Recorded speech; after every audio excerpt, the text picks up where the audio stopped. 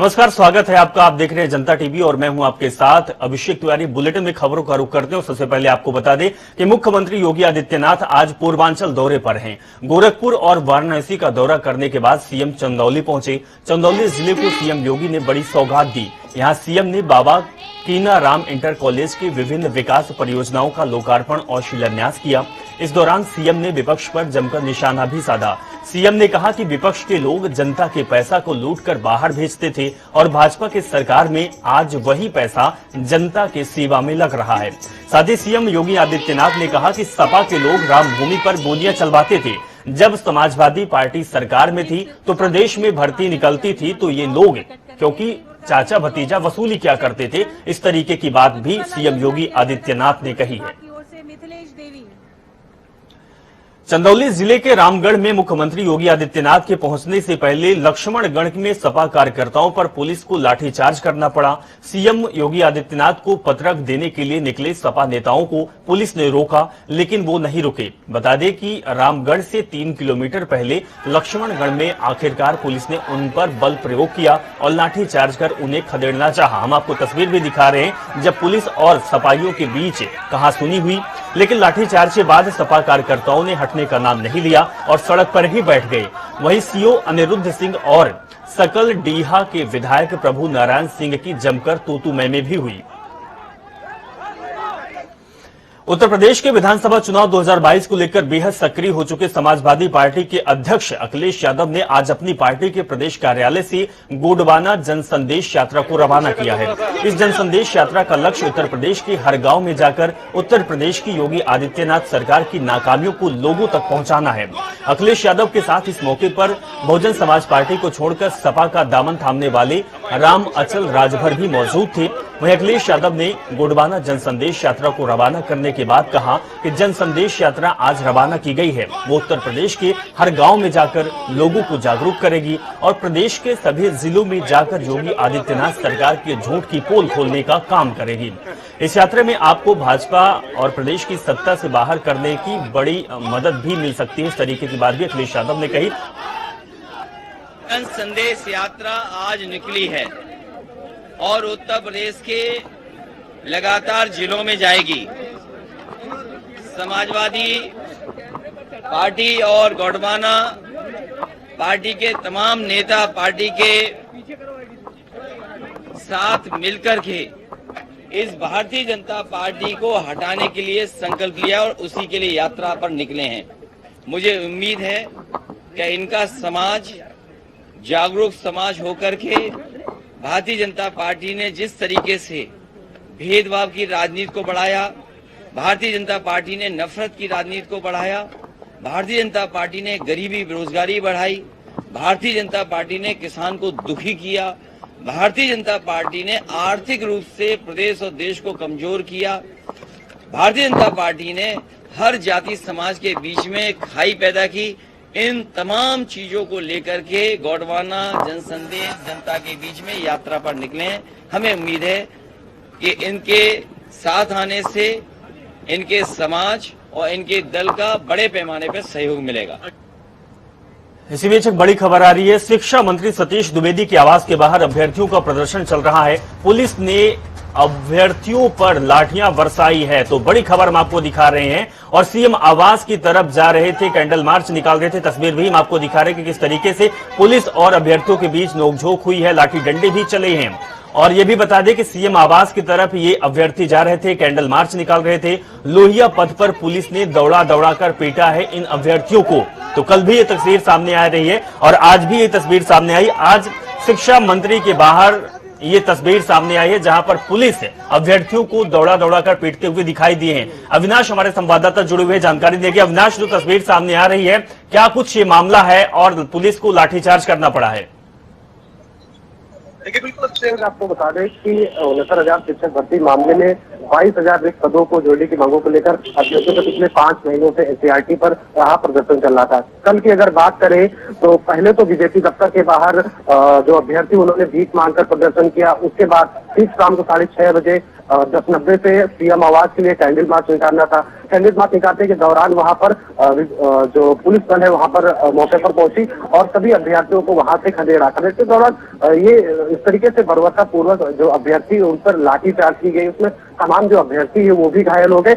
आज की अगर बात करें तो सतीश सर द्विवेदी है, इनके आवास के बाहर भी प्रदर्शन करने के लिए अभ्यर्थी पहुंचे थे, जिनको पुलिस ने हिरासत में लेकर अभी इसरो गार्डन दे दिया गया। और बात ये होता कि तकरीबन 5 महीने का ऊपर वक्त खुला है, जो अभ्यर्थी हो वो प्रदर्शन कर रहे हैं लखनऊ में, लेकिन अभी तक उनसे किसी तरीके कोई आश्वासन नहीं मिला।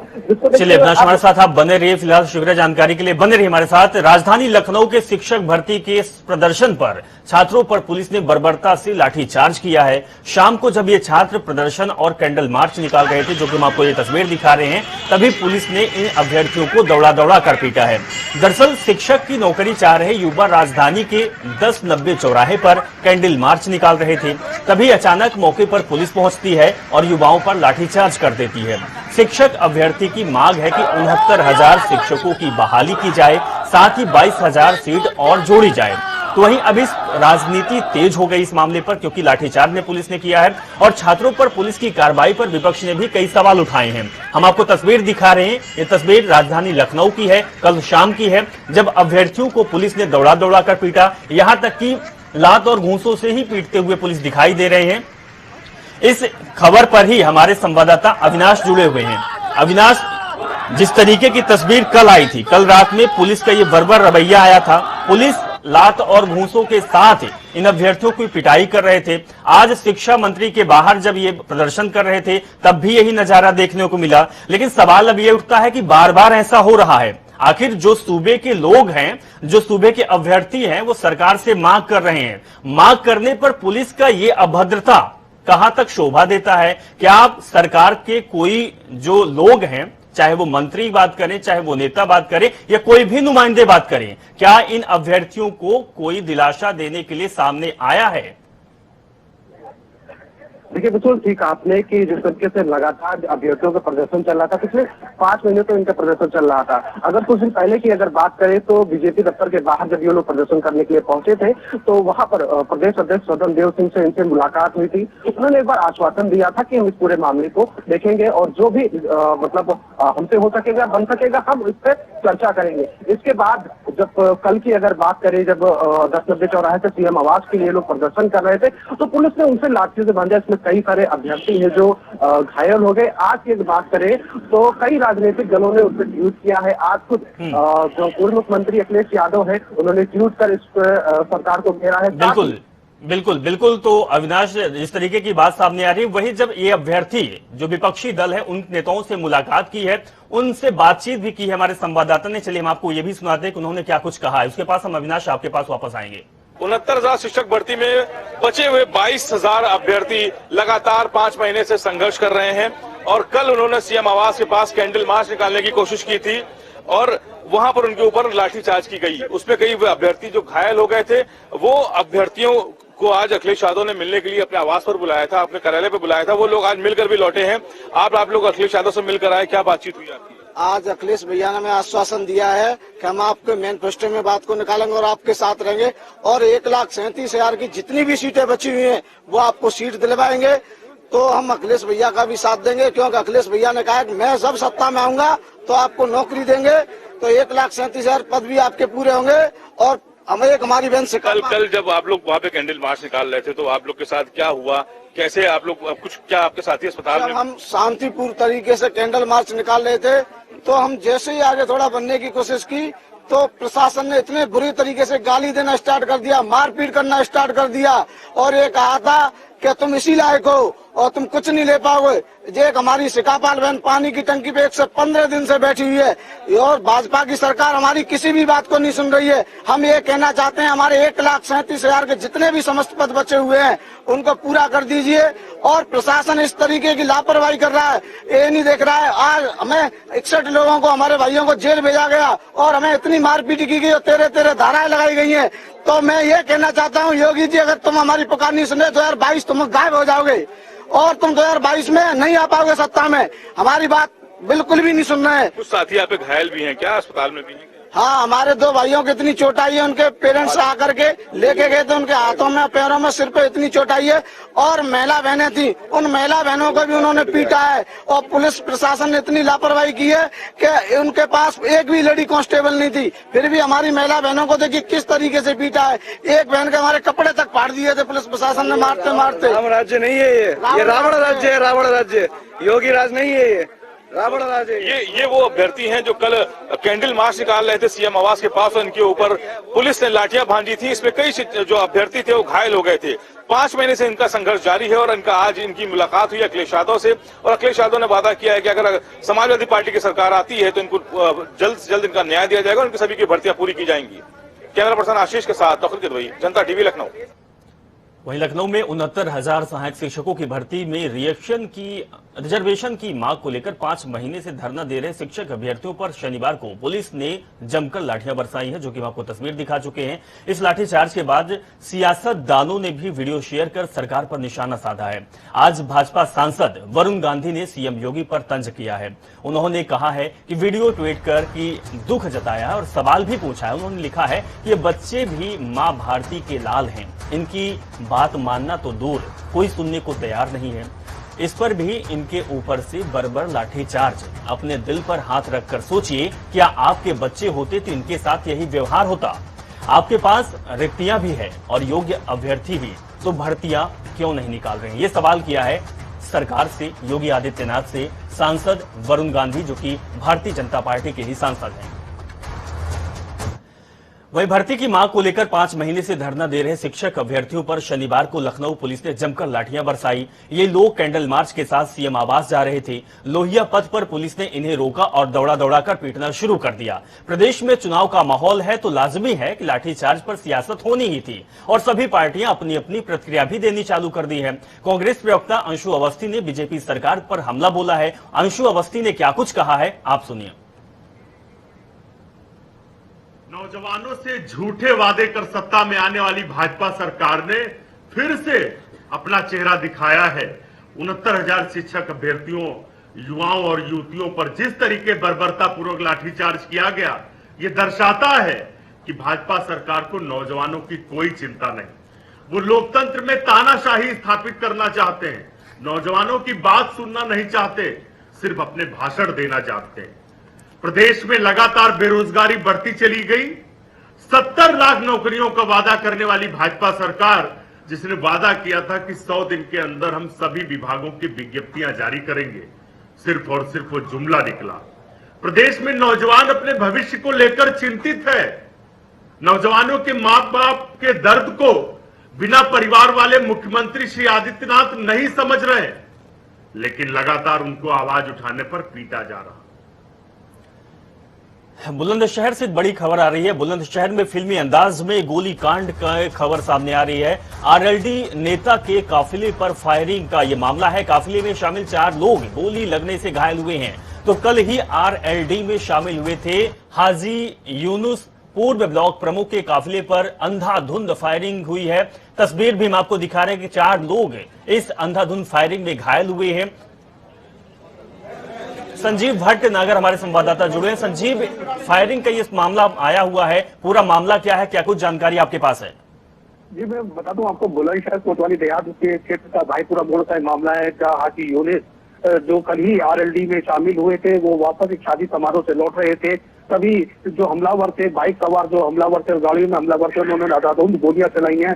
अब कितनी गोलियां चलाई कि उसमें 5 लोग घायल हो गए। तो शुरुआती में सीधे जब ये गोली कांड हुआ है तो उन्हें घायल अवस्था में जिला अस्पताल ले जाया गया, जहाँ पर गंभीर हालत होने के बाद उन्हें हायर सेंटर रेफर कर दिया। जैसी इसकी सूचना क्षेत्र में पता चलती है तो वहां पर तनाव का माहौल हो जाता है। तो भारी पुलिस बल मौके पर पहुंचता है और जिला अस्पताल में भारी पुलिस बल मौके पर है, वहीं अस्पताल में भारी भीड़ जमा है। तो वही बात की जाए तो जो हाजी यूनुस है, इनका भी आपराधिक इतिहास रहा है। इससे पहले भी जो इनका जो एसएसपी से जब अभी हमारी बात हुई तो उन्होंने इसके भतीजे पर आरोप लगाया कि हाजी यूनुस के जो भतीजे हैं जिन पर अपने पिता के हत्या का आरोप लगाया, जो वर्तमान में पूर्व में बुलंदशहर के विधायक रहे हैं हाजी अलीम, उनकी हत्या संदिग्ध परिस्थितियों में उन्हीं की आवाज पर हुई थी। और जब इसकी सीबीसीआईडी जांच हुई तो उनके पुत्र जो चलिए, बहुत बहुत शुक्रिया संजीव भटनागर हमारे साथ जुड़ने के लिए, जानकारी साझा करने के लिए। उत्तराखंड के मुख्यमंत्री पुष्कर सिंह धामी काशीपुर पहुंचे और सीएम बनने के बाद पहली बार काशीपुर पहुंचे मुख्यमंत्री पुष्कर सिंह धामी ने लाखों रुपए के विकास कार्यों का लोकार्पण और शिलान्यास किया। इस दौरान उनके साथ कैबिनेट मंत्री स्वामी यतेश्वरानंद किच्छा विधायक के साथ भाजपा के स्थानीय पदाधिकारी भी मौजूद रहे। बता दें कि मुख्यमंत्री ने उदय राज हिंदू इंटर कॉलेज मैदान पहुंचे, जहां उन्होंने 3775 लाख की 12 विकास परियोजनाओं का लोकार्पण और 7969 लाख रुपए के 17 विकास कार्यों का शिलान्यास भी किया। इसके बाद उन्होंने एक जनसभा को संबोधित किया। काशीपुर में बहुत सारे विकास कार्यों को विकास की गति मिली है। अब काशीपुर पहले से और बेहतर और आधुनिक शहर के रूप में अपनी पहचान को स्थापित करेगा। आज हमने यहाँ पर जो लोकार्पण और शिलान्यास किए हैं, ये लगभग 137 करोड़ रुपए की योजनाएं हैं जो विभिन्न प्रकार के लोकार्पण और शिलान्यास के रूप में यहाँ पर हुए हैं। भाइयों बहनों, मुख्य सेवक के रूप में मुझे जितना भी समय मिला है उसका एक एक क्षण, एक एक पल मैंने प्रदेश की जनता का जीवन स्तर सुधारने और राज्य का विकास सुनिश्चित करने के लिए तय किया हुआ है। बाजपुर में कांग्रेस नेता यशपाल आर्य और उनके पुत्र संजीव आर्य पर हुए हमले के मामले में अब सियासत तेज हो गई है। इसके बाद पूर्व मुख्यमंत्री हरीश रावत और कांग्रेस प्रदेश अध्यक्ष गणेश गोदियाल हल्द्वानी पहुंचकर यशपाल आर्य और संजीव आर्य का हालचाल जाना। जो यशपाल आर्य जी पर प्राणघातक हमला हुआ है, ये प्राणघातक हमला है। इनको जान से मार देने की साजिश का हिस्सा लगता है। हम पूरी कांग्रेस, पूरा उत्तराखंड इस कृत्य की घोर निंदा करता है। और जिस तरीके से यशपाल आर्य जी से सुरक्षा हटाई गई है, उससे साफ जाहिर होता है कि एक षड्यंत्र बनाया गया। भारतीय जनता पार्टी के वो लोग जो खनन में अनैतिक रूप से अपने वरिष्ठ जो उनके नेता हैं, उन नेताओं की सहाय पर जो अवैध खनन के धंधों में लगे हुए हैं, मेरे साथ, मेरे पुत्र के साथ और हमारे साथियों के साथ जो सुनियोजित तरीके से हमला किया गया, जानलेवा हमला किया, जान से मारने की कोशिश की गई, ये एक सुनियोजित षड्यंत्र है, सुनियोजित साजिश है और जिसके तहत ये हुआ है। एक नापाक गठजोड़ था जिसमें प्रदेश सरकार निश्चित रूप से संलिप्त है, एक भाजपा के मंत्री संलिप्त हैं और कुछ कतिपय नेता जो तथाकथित कांग्रेस के नेता कहे जाते हैं। अजीत काम्बोज हमारे संवाददाता फोन लाइन पर जुड़ गए हैं। अजीत, जिस तरीके से यशपाल आर्य पर हमला हुआ है, लगातार अब कांग्रेस पार्टी सरकार पर हमलावर हो चुकी है। कांग्रेस का कहना है कि हमला भारतीय जनता पार्टी के नेताओं ने करवाया है। यशपाल का बयान जो आया, उनका कहना है कि कुछ लोग, तथाकथित लोग जो कांग्रेस पार्टी के कहलाते हैं, वो लोग भी शामिल हैं। पूरा मामला क्या है? बिल्कुल आपने ठीक कहा। जिस तरह से बीते रोज ये बड़ा घटनाक्रम बाजपुर में हुआ था, कैबिनेट मंत्री रहे जो पूर्व में, उनके ऊपर ये हमला किया गया, यशपाल आर्य और उनके पुत्र संजीव आर्य पर ये हमला हुआ। और सीधे तौर पर कल का बयान अगर देखें यशपाल आर्य का, उन्होंने मुख्यमंत्री पुष्कर सिंह धामी और कैबिनेट मंत्री अरविंद पांडे की शहर पर हमला होने की बात कही थी। हालांकि आज वो अपने बयान से पलटते हुए नजर आया और कुछ तथाकथित कांग्रेसी नेताओं का भी इसमें जिक्र जोड़ दिया कि वो भी इसमें शामिल हैं। तो अब इसमें पूरी तरह से राजनीति गर्म हो चुकी है। पूर्व मुख्यमंत्री हरीश रावत और प्रदेश अध्यक्ष गणेश गोदियाल ने यशपाल आर्य के हल्द्वानी आवास पर जाकर उनसे मुलाकात की, उनकी कुशलक्षेम जानी है। तो वहीं राजधानी देहरादून में प्रदेश प्रभारी देवेंद्र यादव, नेता प्रतिपक्ष प्रीतम सिंह ने मुख्यमंत्री आवास का घेराव करने की कोशिश की। हालांकि पुलिस ने पहुंचने नहीं दिया, लेकिन धरना प्रदर्शन, नारेबाजी के माध्यम से सरकार के खिलाफ जमकर हल्ला बोला गया। साफ तौर पर ऐलान किया है कि अगर किसी पार्टी के तहत किसी दिक्कत के तहत अगर कांग्रेसी नेताओं पर हमला किया जाएगा, उनको टारगेट किया जाएगा, तो कांग्रेस पीछे नहीं हटेगी और आगे अपनी लड़ाई को जारी रखेगी। अब सरकार की तरफ से इस पर क्या होगा वो देखना होगा। हालांकि बिल्कुल अजीत, चलिए अजीत, तमाम जानकारी के लिए बहुत बहुत शुक्रिया आपका। चलिए इस बुलेटिन में फिलहाल इतना ही। आप देखते रहें जनता टीवी। नमस्कार।